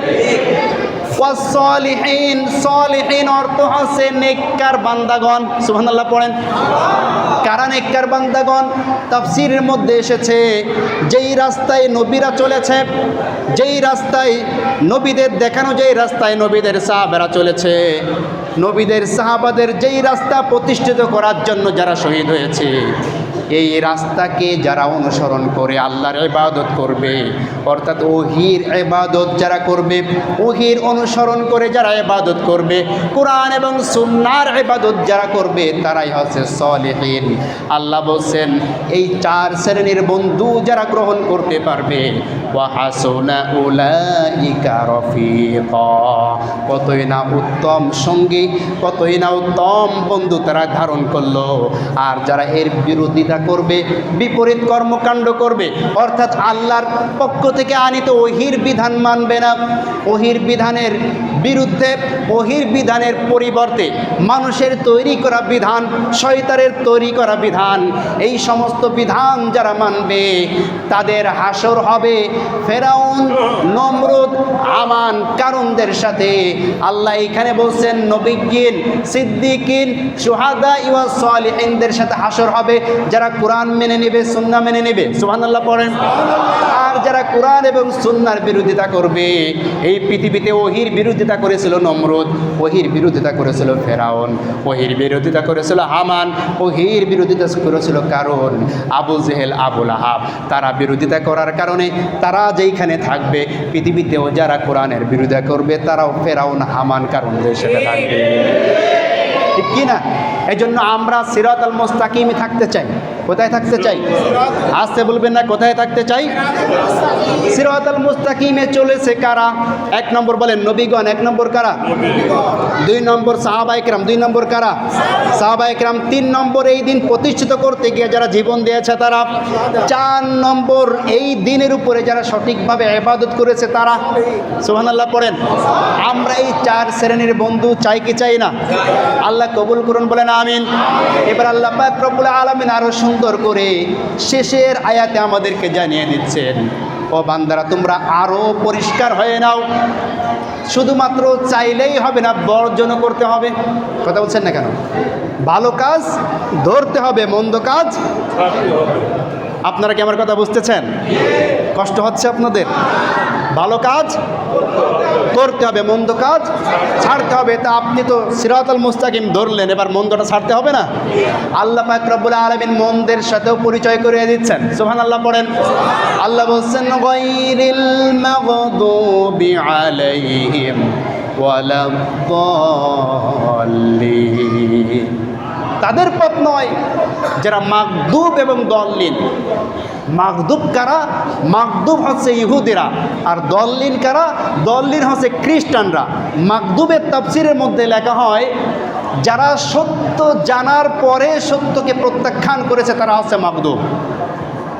ভালো করে বুঝবেন, যারা সত্য জানার পরে সত্যকে প্রত্যাখ্যান করেছে, অর্থাৎ ইহুদি যারা ছিল পণ্ডিত, মদিনায় ইহুদি যারা বসবাস করত, 2টা বড় বড় গোত্র ইহুদির তারা বসবাস করত এবং তাদের মধ্যে অনেক পণ্ডিত ছিল যারা তাওরাত এবং ইনজিলের জ্ঞান রাখত। কথা কি বুঝতে পেরেছেন? এবং আল্লাহ নবী যে আসবে এটাও তারা জানতো। তাওরাতে লিপিবদ্ধ আছে, ইনজিলের মধ্যেও লিপিবদ্ধ আছে। আছে না নাই? আছে। আমার ভাইয়েরা, তারা জানার পরে সর্বপ্রথম আল্লাহর নবী তিনি যখন হিজরত করে মদিনায় যায়, মদিনায় সর্বপ্রথম আল্লাহ নবীর আগমনের সংবাদ যে দিয়েছিল সেও একজন ইহুদি। কথা বলছেন না কেন? আল্লাহর নবী সাল্লাল্লাহু আলাইহি ওয়াসাল্লাম মক্কা থেকে যখন মদিনায় হিজরত করতে যাচ্ছিলেন, তিনি পথ একটু তার যে রুটটা ছিল, পথে যাওয়ার যে রুটটা, এই রুটটা একটু চেঞ্জ করলেন। চেঞ্জ করে মিসফালা দিয়া, সাগরের সমুদ্রের পাড় দিয়া তিনি মদিনায় গেলেন। এই কারণে যেই রাস্তা দিয়ে গেলে 3 দিন আগে পৌঁছানোর কথা, সেই রাস্তা দিয়ে না গিয়া 3 দিন পরে তিনি মদিনায় পৌঁছালেন। কথা কি বুঝতে পেরেছেন? তা পর 2 দিন হয়ে গেল। মদিনা ছোট্ট ছোট্ট বাচ্চারা, সাধারণ জনগণ সকলে আল্লাহ নবীকে আহলান সাহলান জানাবার জন্য তারা এগিয়ে আসতো। কথা কি বুঝতে পেরেছেন? 3 দিন হয়ে যাওয়ার পরে সবাই যখন আসরের সময়, যখন সূর্য ডুববে ডুববে ভাব, এই সময় সকলেই যখন চলে যাচ্ছে, একজন ইহুদি খেজুর গাছে উঠেছে। কোথায় উঠেছে? খেজুর গাছে। খেজুর গাছের উপর ওঠার পরে ইহুদি তখন দেখতে পেল দূর থেকে মরুভূমির মধ্য থেকে বালু ওড়া দেখা যায় এবং দুইটা উট আসতে দেখা যায়, সঙ্গে সঙ্গে সকলকে আহ্বান করলো, তোমরা যেও না, যার জন্য আমরা 3 দিন যাবত অপেক্ষা করেছি সেই মুহাম্মদ আজকে আমাদের মাঝে উপস্থিত হয়েছে। কোন সুবহানাল্লাহ। সকলে চলে আসলো, শিশুরা চলে আসলো, আল্লাহ নবীকে তারা স্বাগত জানালো। তলা আল বদরু আলাইনা মিন সানিয়াতিল ওয়াদা ওয়াজাবা শুকরু আলাইনা মাদা লিল্লাহি দা। তারা তখন তলা আল বদরু আলাইনা, শিশুরা বলছে, আরে আমাদের সামনে যেন পূর্ণিমার চাঁদ উদয় হলো। মিন সানিয়াতিল বিদা, যে স্থানে আল্লাহ নবীর আগমনে তারা উপস্থিত হয়েছিল সেই স্থানের নাম সানিয়াতুল বাদা। সুবহানাল্লাহ পড়েন। অর্থাৎ সানিয়াতুল বিদার উপরে পূর্ণিমার চাঁদ উদিত হলো। মিন সানিয়াতুল বিদা ওয়াজাবা শুকরু আলাইনা, আমরা শুকরিয়া আদায় করে কৃতজ্ঞতা প্রকাশ করি সেই আল্লাহর নিকটে, মাদা আলিল্লাহিদা, যে আল্লাহ পাক রব্বুল আলামিন আল্লাহর দ্বীনের দাঈকে আমাদের মাঝে পাঠিয়েছেন। কোন সুবহানাল্লাহ। তাহলে বোঝা গেল সর্বপ্রথম আল্লাহর নবীর আগমনের সুসংবাদ মদিনায় দিয়েছিল একজন ইহুদি। ঠিক কিনা জোরে বলেন? নবী যখন ছোট্ট ছিলেন, ছোট্ট চাচার সাথে গিয়েছিলেন সিরিয়ায় যাওয়ার পথে ইহুদি একজন পণ্ডিত বাহিরা পাদ্রী কিন্তু আল্লাহর নবীকে দেখে চিনে ফেলেছিলেন। তিনি বলেছিলেন, এখনই তোমার ভাতিজাকে নিয়ে যাও, কিন্তু এই জামানার শেষ নবী, তিনি কিন্তু যদি আবির্ভাব হয়, এই ইহুদিরা যদি জানতে পারে তাহলে তাকে শেষ করে দিবে। আমার ভাইরা, তাহলে ঘটনা থেকে জানা গেল ইহুদিরা ভালো করে কিন্তু নবীকে চিনত। ঠিক কিনা? এই জন্য নবীজি যখন কালিমার দাওয়াত শুরু করলেন, ইহুদিরা সবচাইতে বেশি বিরোধিতা করেছিল এবং অধিকাংশ ইহুদি ঈমান আনে নাই। এই কারণে যারা জেনে শুনে সত্যকে প্রত্যাখ্যান করে ইহুদিদের মতো, তারা হচ্ছে মাগদুব। আর খ্রিস্টান যারা ছিল তারা না জেনে আল্লাহ নবীর বিরোধিতা করেছিল। এই কারণে হচ্ছে তারা দলহীন। তাদের অপরাধ হচ্ছে তারা কেন জানে নাই, এইটাই হচ্ছে অপরাধ। জেনে শুনে নবীজির বিরোধিতা করলে মহা অপরাধ, আর না জেনে যদি কেউ সত্যকে প্রত্যাখ্যান করে সেও অপরাধ। আমরা অনেক সময় বলি বাঁচার জন্য যে আমি জানি না, আল্লাহ মাফ করে দেবে। তুমি জানো না, এইটা তোমার বড় অপরাধ। কেন জানো নাই? কথা বলছেন না কেন? জানার সুযোগ আছে না নাই? আসতে বলবে না, আছে না নাই? জানার সুযোগ যদি না থাকতো, ওই আফ্রিকার মধ্যে জঙ্গলের মধ্যে কিছু মানুষ আছে যারা জানে না, যাদেরকে ইসলাম পৌঁছায় নাই। আল্লাহ ইচ্ছা করলে ওদের ক্ষমা করে দিতে পারেন, কারণ তাদের জানার কোনো কি নাই, সুযোগ নাই। আমেরিকার মধ্যে কিছু মুসলমান আছে গোপনে ইসলাম গ্রহণ করেছে। অ্যাভেলেবেল আমাদের দেশের মতো ইসলামী চর্চা না থাকার কারণে তারা অনেক কিছুই জানে না। আল্লাহ ইচ্ছা করলে তাদেরকে ক্ষমা করে দিতে পারবেন। ঠিক কিনা জোরে বলে? কিন্তু আমাদের যাদের সুযোগ আছে ইসলাম জানার, যাদের সুযোগ আছে আল্লাহর পথে চলার, জানার সুযোগ থাকার পরও যখন আমরা বলবো যে আমরা জানি না, আল্লাহ তখন আমাদেরকে যখন জিজ্ঞাসা করবে, তুমি কি ইংরেজি জানতা? না, জানতাম না। মোবাইল চালাইছো কেমনে? শিখেছি। কথা বলছেন না কেন? আচ্ছা বলেন তো, আপনাদের এর মধ্যে মোহরি আছেন কেউ? মোহরি কেউ কি মোহরি আছেন? মোহরি? আচ্ছা, মোহরি তো কেউ নাই, কিন্তু জমি জায়গা কিনেছেন, জমির দাগ নম্বর জানেন, খতিয়ান নম্বর জানেন, সব জানেন না? জানেন কি জানেন না? কিন্তু এটা তো জানার কথা শুধুমাত্র মোহরির, আপনি কেমনে জানলেন? কথা বলছেন না কেন? জানতে হয়েছে। ঠিক কি না? মোবাইল টাচ ফোন যখন বাইর হয়েছে, আপনারা টাচ ফোন চালান না? কথা বলছেন, টাচ ফোন চালান কি না? এই টাচ ফোন কি প্রথমে নিয়েই সাথে সাথে চালানো শুরু করে দিতে পেরেছেন? কি করা লেগেছে? শিখতে হয়েছে। আপনি টাচ ফোন চালানো শিখতে পারেন, জমি জমার দাগ নাম্বার শিখতে পারেন, কেমনে কোর্টে যাইতে হয়, কেমনে ব্যবসা করতে হয়, সব কিছু শিখতে পারেন। ইসলাম শিখতে এত কার্পণ্য কেন? আল্লাহ পাক রব্বুল আলামিন যে কোরআন নাজিল করেছেন, এই কোরআন শিখতে এত কার্পণ্য কেন? আল্লাহ নবী বলেন, এই কোরআন হুজ্জাতুল্লাহ, এই কোরআন আপনার আমার পক্ষে এবং বিপক্ষে সাক্ষী দেবে। এই কোরআন সাক্ষী দিয়ে আপনাকে আমাকে জান্নাতে নিবে, এই কোরআন সুপারিশ করে সাক্ষী দিয়ে আপনাকে আমাকে জাহান্নামের মধ্যে নিক্ষেপ করবে বলি নাউজুবিল্লাহ। যারা নাকি কোরআনের পক্ষে আসবে, কোরআন শিখবে, কোরআন জানবে, কোরআন মানবে, কোরআনের উপর আমল করবে, আল্লাহ পাক রব্বুল আলামিনের দরবারে কিয়ামতের ময়দানে সেই ব্যক্তির জন্য কোরআন বলবে, আল্লাহ এ ব্যক্তি আমাকে কষ্ট করে শিখেছে, আমার উপর আমল করেছে, রাত্রে দাঁড়িয়ে তাহাজ্জুদে আমাকে তেলাওয়াত করেছে। ওগো রব্বুল আলামিন, তুমি তোমার এই বান্দাকে মাফ করে দাও, জান্নাতবাসী করে দাও। সুবহানাল্লাহ। পাশাপাশি যারা কোরআন শিখবে না, কোরআন জানবে না, মানবে না, কোরআন তার বিপক্ষে সাক্ষী দেয়া বলবে, আল্লাহ এই ব্যক্তি পৃথিবীর সব কিছু শিখতে পেরেছে, সব কিছু বুঝতো, ভালো মন্দ কম পড়লে বুঝতে পারতো, বেশি পড়লে চুপ থাকতো, কিন্তু আমার কোরআন শিখতে চায় নাই, কোরআন শেখে নাই। কেন কোরআন শেখে নাই? জবাব না দিয়া তাকে আমি এখান থেকে নড়তে দেব না। বলেন তো, যারা শিখতে চান না তারা কি নড়তে পারবে নাকি? আসতে বলবেন না, নড়তে পারবে? এই জন্য আমি আপনাদের সকলকে আহ্বান জানাবো যে আপনারা সকলেই যেখানে সুযোগ পান, অনেক সময় বলতে পারেন যে আমরা মুরব্বী হয়ে গিয়েছি, এরপরেও শেখার সুযোগ আছে, আছে না নাই? অনেক জায়গায় বয়স্ক কোরআন শিক্ষার ব্যবস্থা চালু আছে না নাই? আছে। যদি না চালু থাকে, মসজিদের ইমাম সাহেবগণ আছে, খাদেম সাহেবগণ আছে, হাফেজ সাহেবগণ আছে, মাদ্রাসার ছাত্র আছে, তাদেরকে বাড়িতে ডেকে নিয়ে যান, অন্তত 1 ঘন্টা সময় দেন। ইনশাআল্লাহ শিখতে যদি নাও পারেন, আল্লাহর কাছে বলতে পারবেন যে আল্লাহ চেষ্টা করেছি। নিজে যদি শিখতে না পারেন, নিজের সন্তানকে অন্তত শেখান যে আল্লাহ আমি তো চেষ্টা করলাম, পারলাম না, আমার বাচ্চাটাকে অন্তত কোরআন শেখার জন্য আমি দিয়েছি, তুমি তার ওছিলে আমাকে মাফ করো। আপনি মুরব্বী হয়ে গিয়েছেন, আপনার সন্তান বড় হয়ে গিয়েছে, তাকেও শেখাইতে পারেন নাই, এখন অনুভূতি জাগ্রত হয়েছে, ওই সন্তানকে বলেন, বাবা আমি তো পারি নাই, তোকেও শেখাই নাই, অন্তত বাঁচতে যদি হয় তোর সন্তানটাকে অন্তত কোরআন শেখা। কথা বলছেন না কেন? কারণ কোরআনওয়ালারা আল্লাহর কাছে সুপারিশ করার চান্স পাবে। সুবহানাল্লাহ পড়ে। কোরআনওয়ালারা আল্লাহর কাছে সুপারিশ করার চান্স পাবে। আল্লাহ নবী সাল্লাল্লাহু আলাইহি ওয়াসাল্লাম বলেন, মান ক্বারাআল কুরআনা ফাস্তাযহারা লাহু ফাহাল্লা হালালাহু ওয়া হাররামা হারামাহু ওয়া আদখালাল্লাহুল জান্নাহ ওয়া শাফফা লাহু ফি আশরাতিন। অর্থাৎ যে কোরআন পড়েছে, যে কোরআনের উপর আমল করেছে, কোরআন শিখেছে এবং তার উপর আমল করেছে, এবং তার মধ্যে যেটা হালাল সেটা হালাল জেনেছে, তার মধ্যে যেটা হারাম সেটা হারাম মেনেছে, সে ব্যক্তি তো জান্নাতে যাবেই। ওয়াশাফা আলাহু, এবং শাফাত করার সুযোগ পাবে ফি আশারাতি, 10 জন ব্যক্তি, মিন আহলিহি, তার পরিবারের মধ্যে, কুল্লুহুম কদ ওয়াজাবাত লাহুন নার, যাদের জন্য জাহান্নাম ওয়াজিব হয়ে গিয়েছিল, এমন ব্যক্তিদেরকে সে নিজে সুপারিশ করার চান্স পাবে। সুবহানাল্লাহ। তাহলে আপনার নাতি সে যদি কোরআন শেখে, দাদা হিসাবে আপনার জন্য সুপারিশ করবে কি করবে না?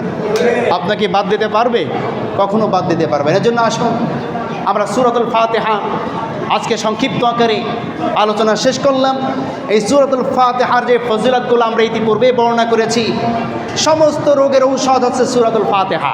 আপনার আমার মুখটা যদি পবিত্র থাকে, এই পবিত্র মুখ দিয়ে সূরাতুল ফাতিহা পাঠ করে যদি পানিতে ফু দিয়া এই পানি পান করতে পারেন বা করাইতে পারেন, অবশ্যই সমস্ত রোগ আল্লাহ ভালো করে দেবেন। সুবহানাল্লাহ।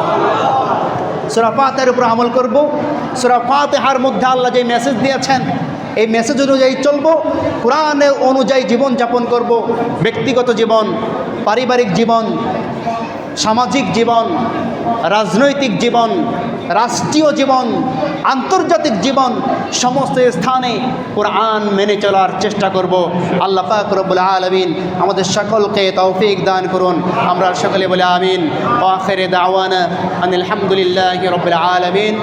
সুবহানাল্লাহি ওয়া বিহামদিহি, সুবহানাকা আল্লাহুম্মা ওয়া বিহামদিকা, আশহাদু আল্লা ইলাহা ইল্লা আনতা, আস্তাগফিরুকা ওয়া আতুবু ইলাইক। আমরা এখন দোয়া করব। আপনারা সকলে নিজেদের পরিবারের জন্য দোয়া করবেন। যাদের পিতামাতা অন্ধকার কবরবাসী হয়ে গিয়েছেন তাদের জন্য আমরা দোয়া করব। অনেক ভাই দোয়া চেয়েছেন, আল্লাহর দরবারে তাদের নামটা লেখা আছে। আল্লাহ পাক তাদের প্রত্যেকের দোয়া কবুল করুন। বিশেষ করে আমাদের মসজিদের একজন নাম আছে শফি মাহাজন, তিনিও বিশেষ করে খাস করে দোয়া চেয়েছেন, আমাদের সেক্রেটারি সাহেবের কাছে তিনি লিখে পাঠিয়েছেন। এছাড়াও আমাদের মসজিদের সাবেক যারা এই মসজিদের যারা সাবেক কমিটি ছিল তাদের মধ্যে অনেকে অসুস্থ আছে, তারাও দোয়া চেয়েছেন। আমরা প্রত্যেকের জন্য দোয়া করি, আল্লাহ পাক প্রত্যেকের মনের আশা কবুল করুন, বলেন আমিন। দুরূদ শরীফ পড়ি। আল্লাহুম্মা সাল্লি আলা মুহাম্মাদ ওয়া আলা আলি মুহাম্মাদ কামা সাল্লাইতা আলা ইব্রাহিম ওয়া আলা আলি ইব্রাহিম ইন্নাকা হামিদুম মাজিদ। اللهم بارك على محمد وعلى آل محمد كما باركت على إبراهيم وعلى آل إبراهيم إنك حميد مجيد. الحمد لله رب العالمين والعاقبة للمتقين والصلاة والسلام على سيد المرسلين وعلى آله وأصحابه أجمعين. ربنا ظلمنا أنفسنا وإن لم تغفر لنا وترحمنا لنكونن من الخاسرين. ربنا ظلمنا أنفسنا وإن لم تغفر لنا وترحمنا لنكونن من الخاسرين. ربنا آتنا في الدنيا حسنة وفي الآخرة حسنة وقنا عذاب النار. اللهم أجرنا من النار، اللهم أجرنا من النار، اللهم أجرنا من النار. رب ارحمهما كما ربياني صغيرا، رب ارحمهما كما ربياني صغيرا. রব্বুল আলামিন পবিত্র এশার সালাত আদায় করার পরে তোমার কতিপয় মুহাব্বতের বান্দাদেরকে নিয়ে তোমার কালামুল্লাহ শরীফ থেকে আলোচনা পেশ করেছি। রব্বুল আলামিন আলোচনার মধ্যে যদি কোনো ভুল ত্রুটি হয়ে থাকে মেহেরবানি করে ভুল ত্রুটিগুলো তুমি ক্ষমা করে দাও। রব্বুল আলামিন সঠিক যে কথাগুলো বলেছি সর্বপ্রথম আমি অদমকে আমল করার তৌফিক তুমি দান করে দাও। যারা শ্রবণ করেছে তাদের প্রত্যেককে আমল করার তৌফিক তুমি দান করে দাও। রব্বুল আলামিন কঠিন কিয়ামতের ময়দানে মুসিবতের সময় আজকের এই আলোচনাটুকু আমাদের সকলের জন্য তুমি নাজাতের ওসিলা বানায় দাও। তামাম পৃথিবীর বুকে যত মুসলিমিন মুসলিমাত, যত মুমিনিন মুমিনাত নরনারী অন্ধকার কবরবাসী হয়ে গিয়েছেন গো মাওলা, তাদের সকলে কবর আযাব তুমি চিরদিনের জন্য মাফ করে দাও। রব্বুল আলামিন আমরা যারা হাত তুলেছি আমাদের অতি আপনজন, আমাদের পিতামাতা, দাদা দাদি, নানা নানি, পাড়া প্রতিবেশী, ভাই বোন, বন্ধু বান্ধব, আত্মীয় স্বজনময় মুরব্বী যারা অন্ধকার কবরবাসী হয়ে গিয়েছেন গো মাওলা, মেহেরবানি করে তুমি তাদের সকলে কবর আযাব চিরদিনের জন্য মাফ করে দাও। রব্বুল আলামিন কবরগুলোকে জান্নাতের টুকরা বানায় দাও। আমাদের সকলের মনের নেক আশাগুলিকে পূরণ করে দাও। আমাদের সকলের রিজিকের ভিতরে বরকত দিয়ে দাও। হালাল রিজিক কামাই করা তৌফিক দান করে দাও। হারাম থেকে বেঁচে থাকা তৌফিক দান করে দাও। রব্বুল আলামিন যারা দোয়া চেয়েছেন তাদের প্রত্যেকের মনের নেক আশা তুমি কবুল করে নাও। আজকের এই তাফসীর আয়োজনের জন্য যারা সহযোগিতা করেছেন রব্বুল আলামিন প্রত্যেককে তুমি উত্তম প্রতিদান দান করে দাও। রব্বুল আলামিন বক্তা শ্রোতা যারা ছিল তাদের প্রত্যেককে তুমি কবুল করে নাও। কঠিন কিয়ামতের ময়দানে আমরা সকলেই যাতে আরশের নিচে ছায়া পেতে পারি সেই তৌফিক তুমি দান করে দাও। কুরআন অনুযায়ী জীবন যাপন করতে পারি, তোমার রাসূলকে অনুসরণ করতে পারে সেই তৌফিক তুমি দান করে দাও। রব্বুল আলামিন আমরা সকলেই যাতে কোরআন সুন্নাহ মানতে পারি, পরিবার পরিজন সকলেই যাতে কোরআন এবং সুন্নাহ মানতে পারে তৌফিক তুমি দান করে দাও। রব্বুল আলামিন এই মসজিদকে তুমি কবুল করে নাও, মাদ্রাসাকে তুমি কবুল করে নাও, মসজিদের প্রত্যেকটা মুসল্লিদেরকে তুমি কবুল করে নাও, এই মহল্লার প্রত্যেকটা মানুষদেরকে তুমি কবুল করে নাও। এই মহল্লায় কত মানুষ কত দূর থেকে এসে বসবাস করে, বাড়িতে তাদের মা বোন রয়েছে, স্ত্রী সন্তান সন্ততি রয়েছে, তাদেরকে সহিহ সালামতে হেফাজত রাখা তৌফিক তুমি দান করে দাও। রব্বুল আলামিন ব্যবসায়ীদের ব্যবসায় বরকত নাজিল করো। রব্বুল আলামিন চাকরিজীবীদের চাকরিতে বরকত নাজিল করো। যারা শ্রমিক খেটে খায় তাদেরকে তুমি বরকত নাজিল করো। রব্বুল আলামিন এই মসজিদ কেন্দ্রিক যত মার্কেট আছে, বাজার আছে, রব্বুল আলামিন এই বাজারটিকে তুমি রহমত এবং বরকত দিয়ে ভরায়া দাও। রব্বুল আলামিন বাজারে যারা ব্যবসায়ী আছেন, যারা ব্যবসা করছেন রব্বুল আলামিন তাদের ব্যবসায় তুমি বরকত নাজিল করে দাও। শয়তানের ওয়াসওয়াসা থেকে দূরে থাকা তৌফিক তুমি দান করে দাও। রব্বুল আলামিন আমরা সকলেই যাতে ঈমানের সাথে মৃত্যুবরণ করতে পারি তৌফিক দান করে দাও।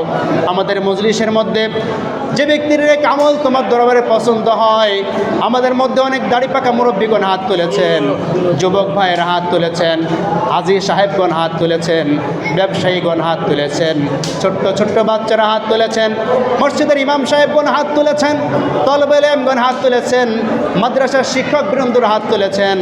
আমাকে যদি তোমার পছন্দ না হয়, যার আমল তোমার দরবারে পছন্দ হয়, তার আমলকে ওসিলা করে আমাদের সকলের দোয়াখানে তুমি মেহেরবানি করে কবুল করে নাও। রব্বানা তাকাব্বাল মিন্না ইন্নাকা আনতাস সামিউল আলিম ওয়া তুব আলাইনা ইন্নাকা আনতাত তাওয়াবুর রহিম।